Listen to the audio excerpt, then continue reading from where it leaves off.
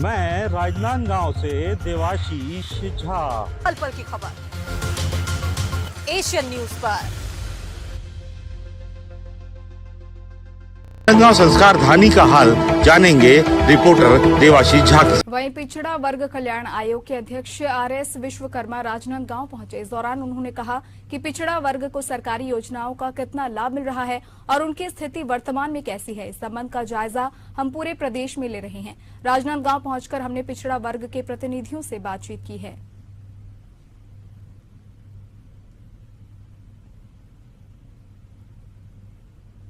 आयोग जो है प्रत्येक जिलों का भ्रमण कर रहा है और ओबीसी को सरकारी योजनाओं में कितना लाभ मिल रहा है उसके बारे में समीक्षा कर रहा है। और उसी परिप्रेक्ष्य में हम लोगों ने यहाँ समाज के लोगों से भी चर्चा की है कि उनकी समस्याएं क्या हैं।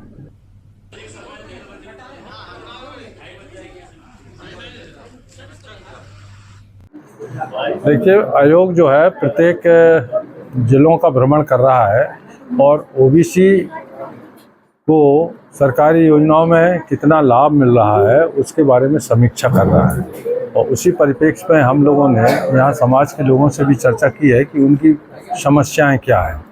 तो इन सब बात को लेकर आयोग जो है वो अपना काम कर रहा है और आप लोगों को भी बताना चाहता है कि हम लोग क्या काम कर रहे हैं। कब गठन हुआ सर आयोग को लेकर? आयोग जो है अगस्त में गठन हुआ है और 12 अगस्त से हम लोगों ने काम चालू किया है।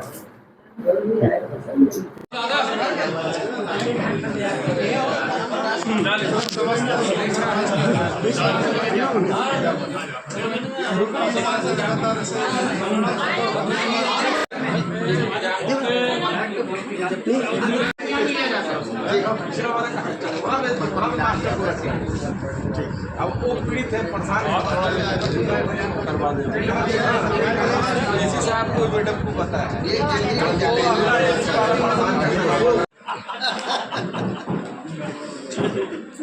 काफी लंबा समय हो गया ना। 20 साल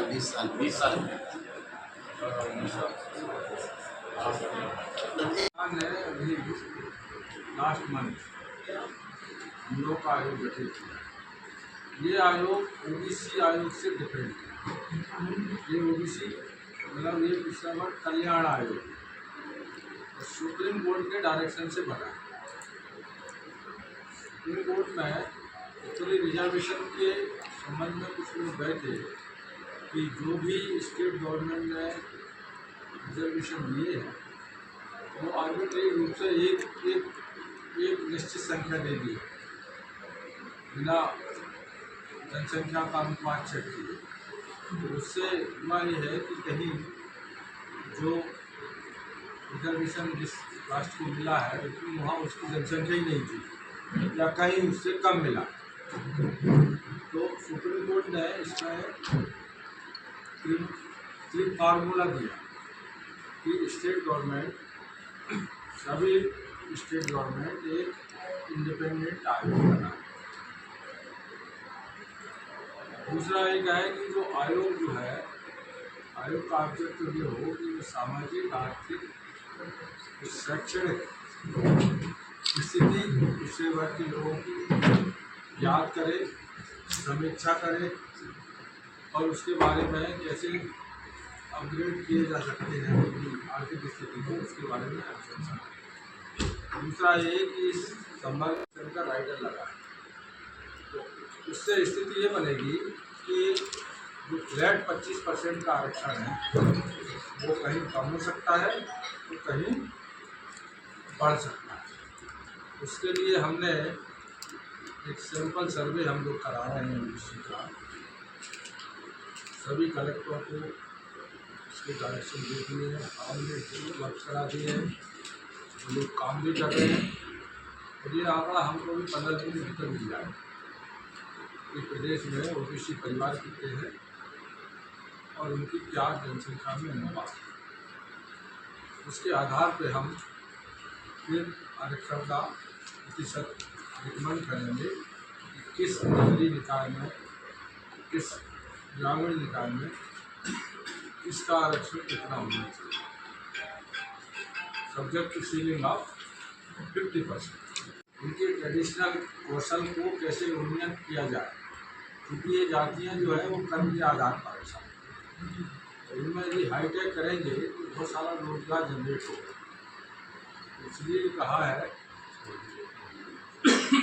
कि जो कौशल विकास है इसकी समीक्षा की जाए और ऐसे उद्यमों को जो ट्रेडिशनल है उनको अपग्रेडेशन किया जाए, इसकी भी आयोग अंतर करें।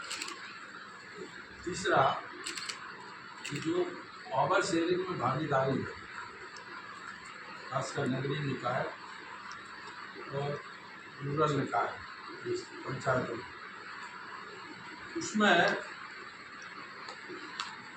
जो परसेंटेज है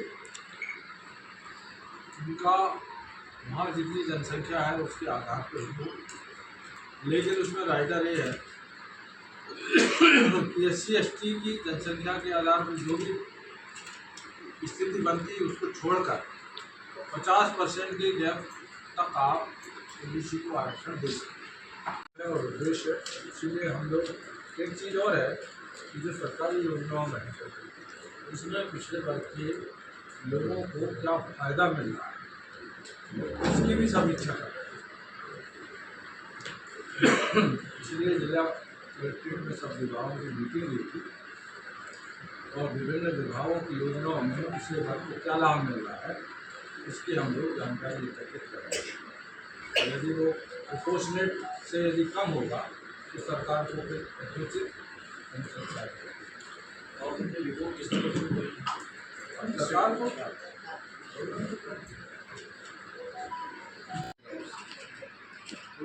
तभी तो हम लोग रिकमेंड करेंगे कि इतने गरीब है लोग, इनका कुछ करो। देखिए ये तो ठीक आप जो करवा रहे हैं तो ये पिछड़ा वर्ग कल्याण की योजना, क्या इसके आधार पर जो आगामी चुनाव होने वाले हैं चाहे नगरीय निकाय चाहे पंचायत वो आरक्षण उस पर लागू होगा इस आधार पे कि वो जैसा नहीं तो आधार जो बताया जो आपको बताया कि जो हम लोग परसेंटेज जो आएगी उसी को तो हम रिकमेंड करेंगे। तो अब 25% फ्लैट रिजर्वेशन नहीं होगा, कहीं वो 30 भी हो सकता है, 35 भी हो सकता है, कहीं 20 भी हो सकता है, कहीं 15 भी हो सकता है। कब तक हो जाएगी रिपोर्ट? हम लोग अपनी अंतरिम रिपोर्ट तो 1 महीने के भीतर दे देंगे, लेकिन जो डिटेल 5-7 मुद्दे हैं उनकी रिपोर्ट तो हम लोग टाइम लगेंगे क्योंकि अभी चल ही रहे हैं ना तो बहुत लोग नहीं भर पाएंगे।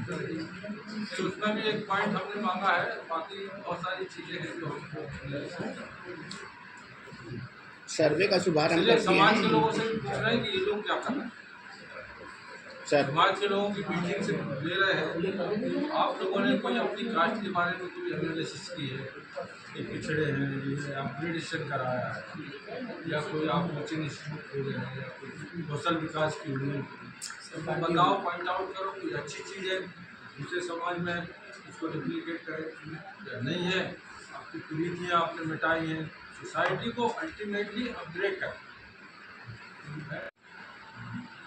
दहेज प्रथा है, ठीक है, आपका मध्य निषेध कम है, बच्चों के बाल विवाह है, तो ये सब चीज़ें जो है समाज ठीक कर सकता है। तो उसमें भी हम लोग प्रयास कर रहे हैं कि सोशल रूप से समाज जागृत ये है और ये आपका कल्याण है जो वो कौशल विकास लिए किस तरह काम करेगा? देखिए ये सर्वे हमारा आयोग पिछले महीने 12 तारीख से काम करना चालू किया और 20 तारीख को हमने कलेक्टरों को डायरेक्शन दे दिए थे 20 अगस्त, 1 महीने के भीतर हमको ये सर्वे का फाइनल दे दें। तो अभी DCC जिले की हमने समीक्षा की है तो 86% उनका काम पूरा हो गया है, 2-3 दिन से कई जिले में अच्छे प्रोग्रेस है।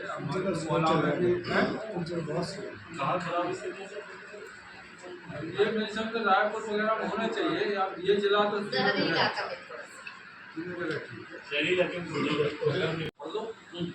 ना, तो उसमें क्लियर कट है कि यदि आपको पावर शेयरिंग में लोगों को भागीदार बनाना है तो उनकी जनसंख्या के अनुरूप बनाओ, सब्जेक्ट टू लिमिटेशन ऑफ 50%।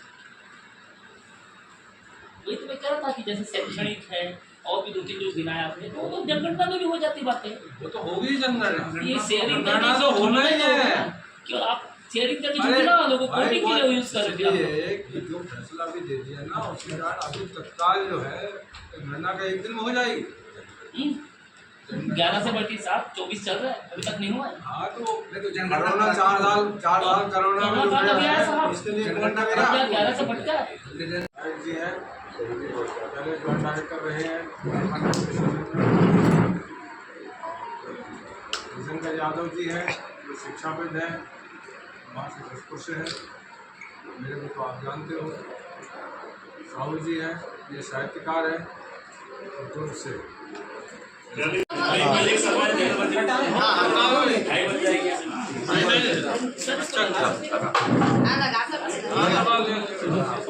हमारी